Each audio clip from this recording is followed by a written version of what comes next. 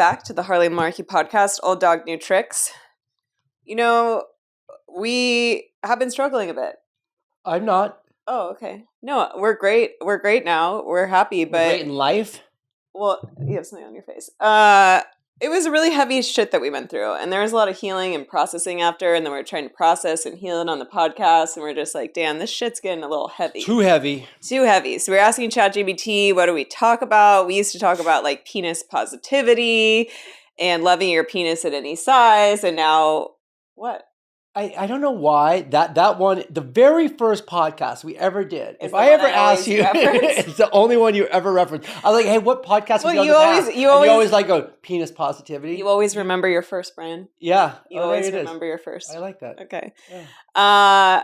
ChatGPT didn't really have any good answers for us, but as we have talked about before, we just put it into the universe. Like Rick Rubin says, great universe, please give us a topic. And I did that. I said, not right now, Brian. We're not inspired. We're not going to force it. And then I was just in the kitchen. And I physically said out loud, oh, great spirit, oh, great universe, please give us a fun topic for our podcast. Yeah. And then I was in the kitchen doing some dishes and I was like, I got it. Christmas. Let's talk about Christmas. Baby Jesus' birthday. Yeah. So I wanted to take us back because I think Christmas starts with your first impressions of Christmas as a child. And you are a little bit outspoken about disliking Christmas. I think you're trying to shift that. But when I met you, you didn't really like Christmas. There's been a couple years with the poor kids that we didn't even get a tree or put up a single decoration. When you say poor kids, you're not referring to my children. Yeah, those poor kids, they're not poor kids. All right, certainly not. Don't shed a tear for those kids. But this year is the year I decided to bring back the Christmas spirit and the Christmas magic. But I too have had times in life where I've been like, oh, Christmas is so stupid, blah blah blah. But I think it all starts in your childhood. Yes. So tell me about Christmas. Would you like to go back to 1975? Yeah. We have one of those magic balls with the little snow in it. Yeah. And I'm like, let's go back to Brian's childhood, back on the ranch in Tumalo, Oregon. Okay, so here we are. It's 1975. What do you remember about Christmas as a kid? Small little house, stockings hung on the mantle that my grandmother had knitted for us. She was not a knitter herself. Is that the one your ex-wife still has? I'm still looking for that stocking right now. But it was my mom. I remember, mom single. We had a boyfriend. Cowboy John was there. And mom went all out. Mom wanted to make sure that Christmas was a fun thing. Stockings first thing in the morning. Do you open your presents on Christmas Eve or Christmas Day? Yeah. You? I think would do stockings on Christmas Eve, but presents was for sure a Christmas Day thing. We were all or nothing, man. It was all Christmas morning, and there was notes to Santa and half-eaten cookies and carrots half-eaten from the reindeer. We did have a wood-burning fireplace, so that didn't make a lot of sense for me. But I don't ever remember believing that Santa was in my house. Yeah, because that would have been scary. Did you believe he was real? I think I maybe believed he was real, but I don't know. I don't think my mom ever was like, yeah, this shit's real. She was like, yeah, that's a controversy I'm not clear on yet either of whether you should lie to your kids about Santa, but we'll get to that later. I loved it. Holidays have always in my house upbringing after my stepfather Matt, my mom and everything. Holidays were always a very big, fun, warm, festive, poinsettia, too many presents as we got older. Mm-hmm. We're a little bit spoiled also.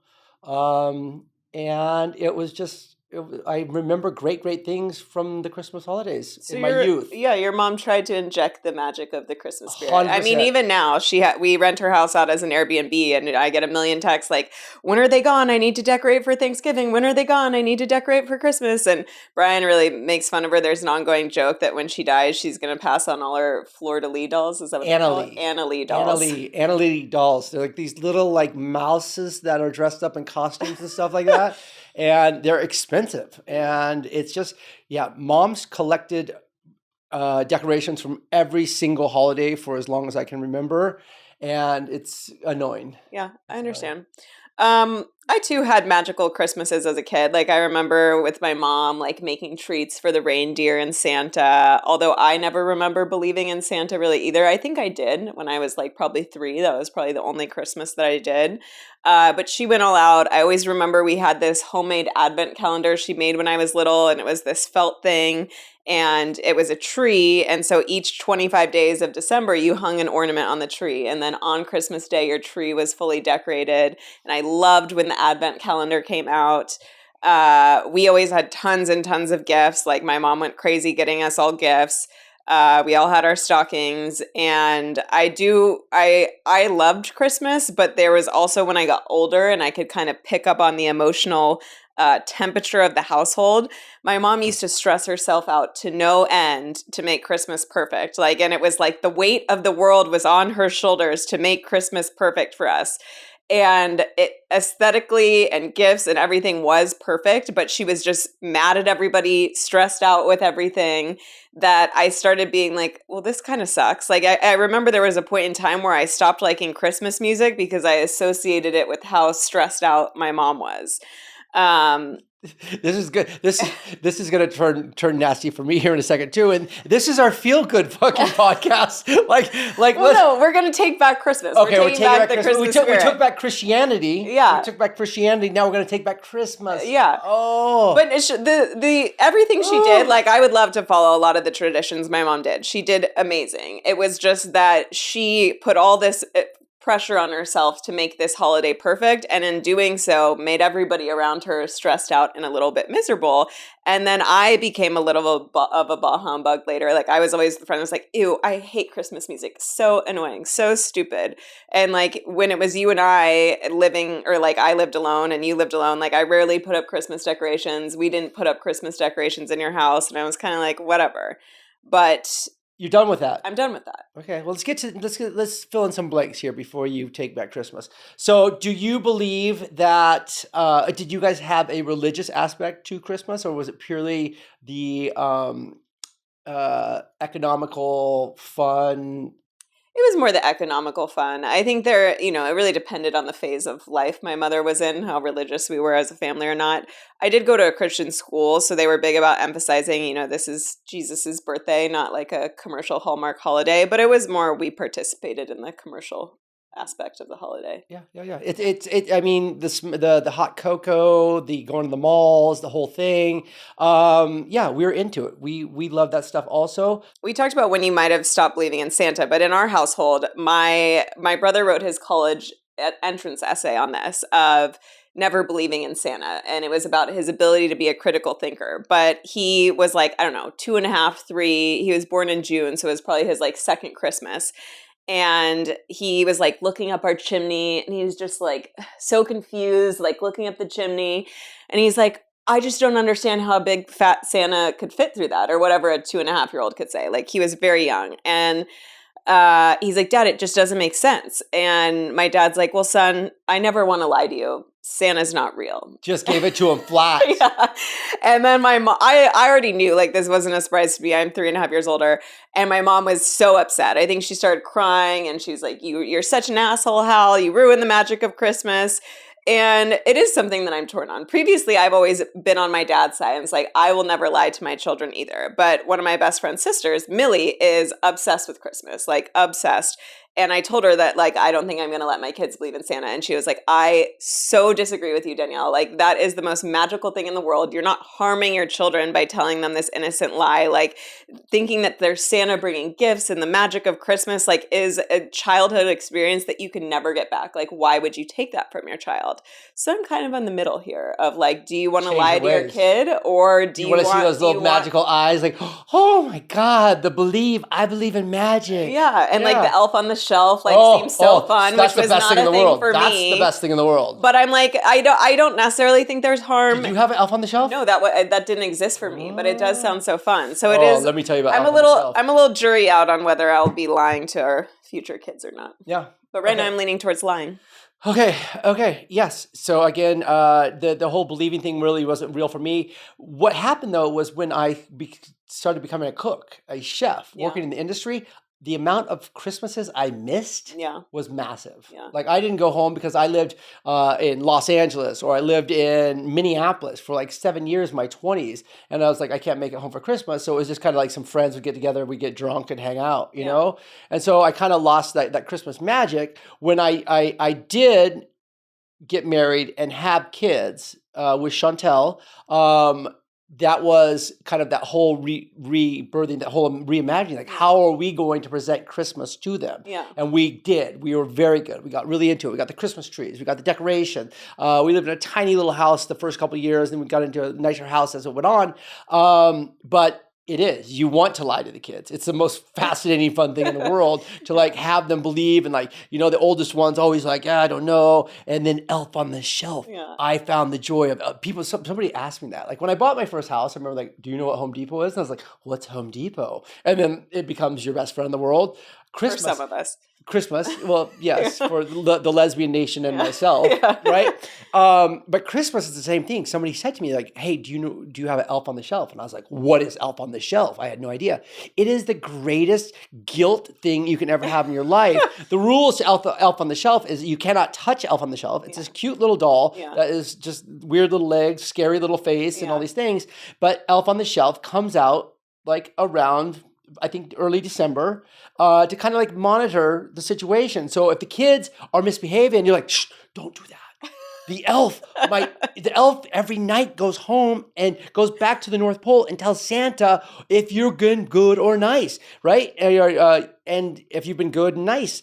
And so you get to use that as just the greatest tool And to it control. works. Oh, they line up like this. And then every night you have a cocktail or whatever, and then you go move Elf on the Shelf. And this is before like a lot of social media when the kids were young. So I didn't know how great Elf could be, but you put him in awkward situations. And the elf is like what they say, St. Patty's Day, the Leprechaun? leprechauns. Leprechauns are kind of bad. I didn't know that. They piss on the toilet seat. They throw stuff. They make a mess. Well, elves can do that sort of stuff too, but they're always kind of like messing with the kids. Like they'll hide, they'll put their homework over there. They move stuff around. You can have so much fun with them. And if you want to have a great time, go look at Bad Elf on the Shelf or Dirty Elf on the Shelf and what he does with Barbie dolls and cocaine and shit like that. Like Elf is drunk. Elf has got parties. I saw one the other day where it was in the KitchenAid on the blender, like the elf was doing a striptease. They had Barbie on the striptease pole, moving all night long. The shit that people come up with on Elf on the Shelf, greatest thing ever. So we did do that, and it was fantastic. But where it went wrong for me, and it was so fun with the kids. I remember Sailor, when she was like 6 or something, she was like going, "Oh, what about Santa?" And she goes, "Santa's not real, right, Dad?" And I was like looking at the other, like her twin brother and Hunter. I was like, "I don't know, is it real? I don't know. I can't remember. Is it still real?" And she goes, "You've ruined my childhood." And I just knew she knew it wasn't real. That was just her way to guilt me back for years of guilting her with Elf on the Shelf. But where Christmas went wrong and where it fell apart for me was as my marriage deteriorated, it all became about what are you getting? Mm-hmm. Who are you getting for? And it was like this whole thing, like there's Thanksgiving, her birthday, this, like how much money are you spending? What is this? And then never telling each other like, oh, well, buy me something. I'm not going to tell you what I want, but I'm going to be very disappointed. I just remember like 5 Christmas. A lot of pressure. So much pressure. I was just like, I hated the holiday seasons. I really started drinking a lot during the holiday seasons, not just for the fun of it, but because I was like, I hate this. And like, how much you buy your kids, you don't want to spoil them. You constantly say, let's be smart parents and let's give one present.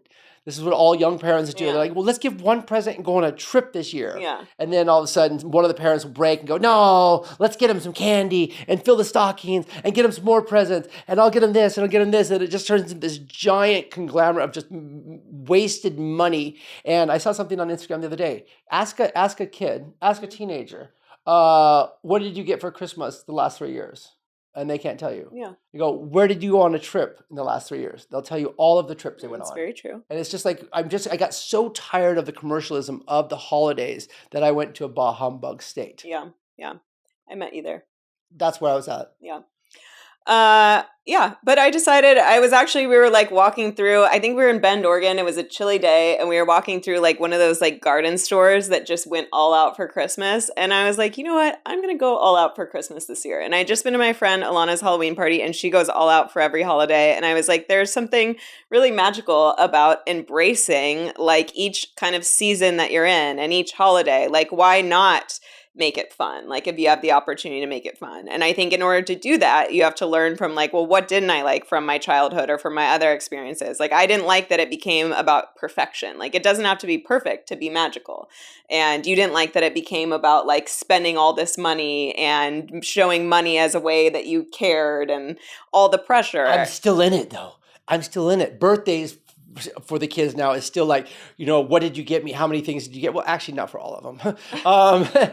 And so I'm still like going, gosh, if I could go back, I would set that border so well where it's not about, I think like you should be like, you get a present and you get to give a present, not, like to your siblings, but also give to, homeless, like where there's Feeding San Diego telethon Yeah. is coming up today. We're going to donate some money to be able to give to people who are in need is probably one of the greatest gifts we can have, and to teach that to the kids is something I want to be better at. Well, I think there's no time like the present. It's always And I do right think now. that when it is with kids, like donating money is great. And if you have money to donate, you should to a worthwhile, legitimate cause. But I think when it comes to kids, you have to get them involved in a way that's tangible to them. To be like, oh, as a family, we donated, this much money to Feeding San Diego, like means nothing to them. Nothing.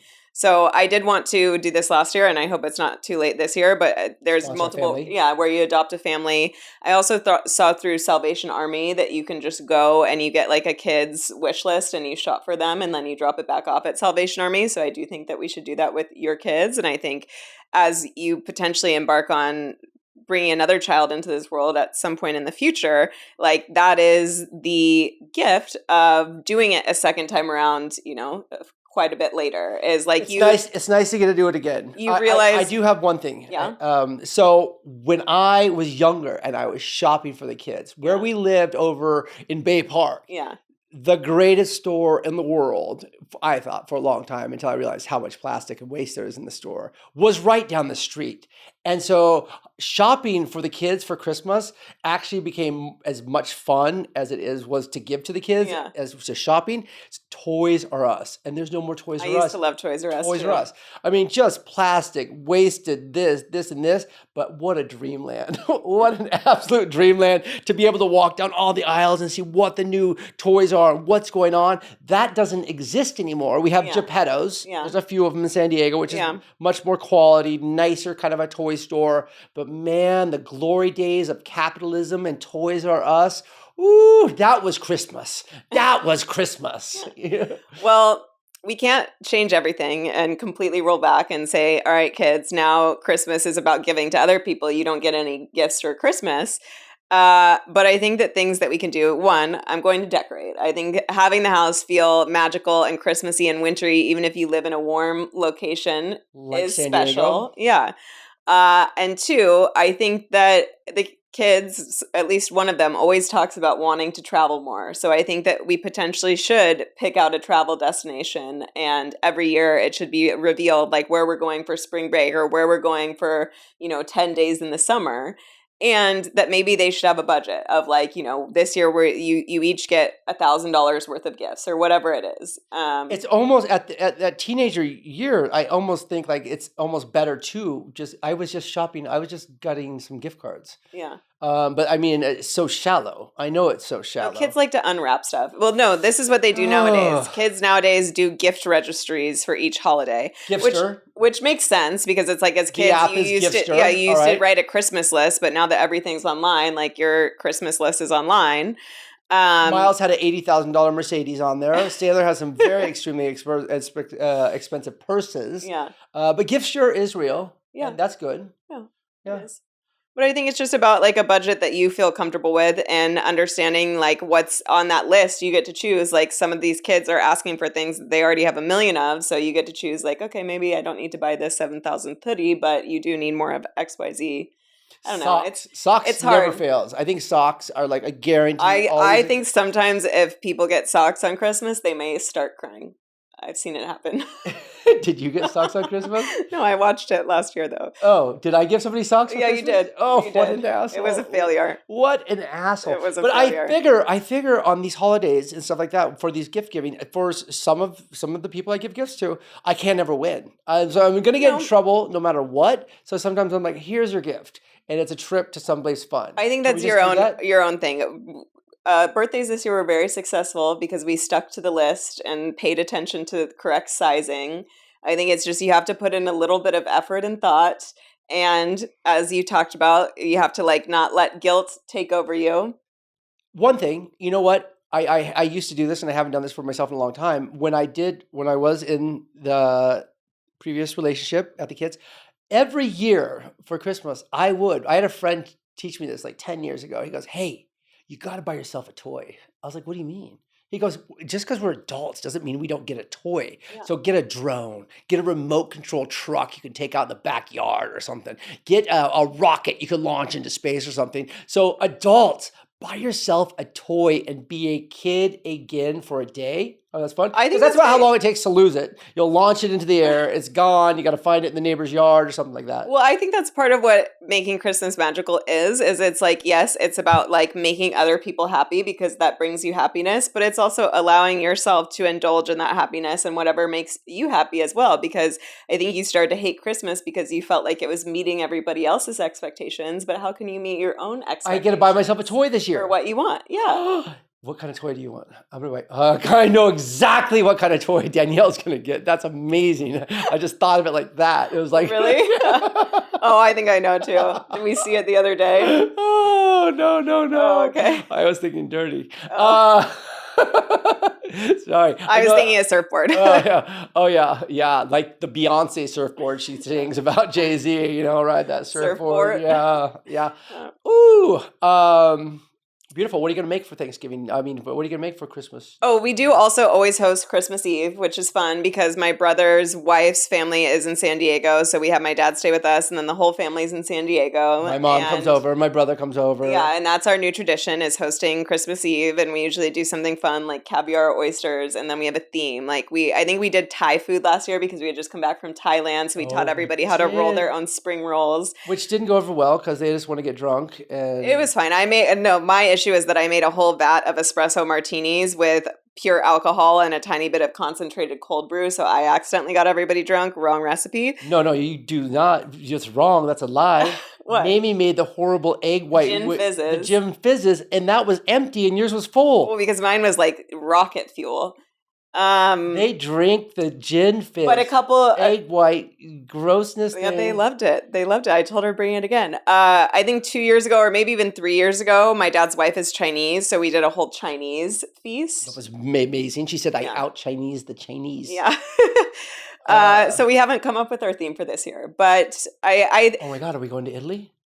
Oh, we could do that. I don't know. We went to Italy. I still have a little fear around, a little stress around Italy still. The dessert bride will fall down and go into convulsions. Oh, but that was something that I wrote down is like, I think that where we can go a little bit wrong is Italy. Not leg caring. A lamb. I'll make it like kind of peasant-y. It'll be so good. Maybe. I'm inspired. Perhaps. We can make our own fresh pasta. Okay. That could be fun. Yeah. But I think traditions are important. I think traditions are like, that was something that I was a little sad about as a kid. I mean, I did mention our advent calendar, but I was like, I wish we were a family with more traditions. Like I always was jealous of my friends that had all these like specific traditions, even like dinner every Sunday, or they like went and saw a specific movie together at a specific time. I think traditions are like very grounding and meaningful to kids. And if they like them enough, they might even do them with their kids and their grandkids. And so I think that it's really important to think about like what traditions do you want to have in your family and how can you make sure that those happen? We went and saw the Grinch when the kids were young. Yeah. The local up at the Balboa Theater. Highly recommended for young kids. Highly recommended. Watching the Grinch on Christmas Day? Yeah, so good. Ice skating. Kids love to ice skate during the holidays. Yeah. It's a cute one. Yeah. It's always fun. Yeah, well then we should do these things. I mean, Christmas Eve, hosting Christmas Eve at our house is a tradition, a That is themed good. Christmas Eve. A themed Christmas Eve, and that would be based on where we traveled that last year, and that would be Italy. Okay. So just get over it. Okay. Just get over it. Maybe we'll do like Tuscan coast vibes though. That was like happier. Okay. Okay. I'm going back to the mountains of Okay. Umbria to relive my death. So yeah, I have to re-engage Relive with your death. Shh. I don't think that's a thing that people need to do. Just to go see where it happened, just check it out again, Just start my new life. Well, no, you've already started your new life. Okay. We're talking about good things, Christmas. Yeah. All right, I'm interested in trying to re-Christmas myself. I had a tree at the old house once, I think. Yeah, I made you get it. Oh. Yeah. And we had disco cowboy Yeah, ornaments. we're gonna get a tree this week. I found the disco cowboy ornaments. But I think we need a few more traditions. Like maybe we all go ice skate at Coronado. I'm sure it's a disaster We could over take there. the boat there. Yeah. Stand-up paddleboarding Christmas morning.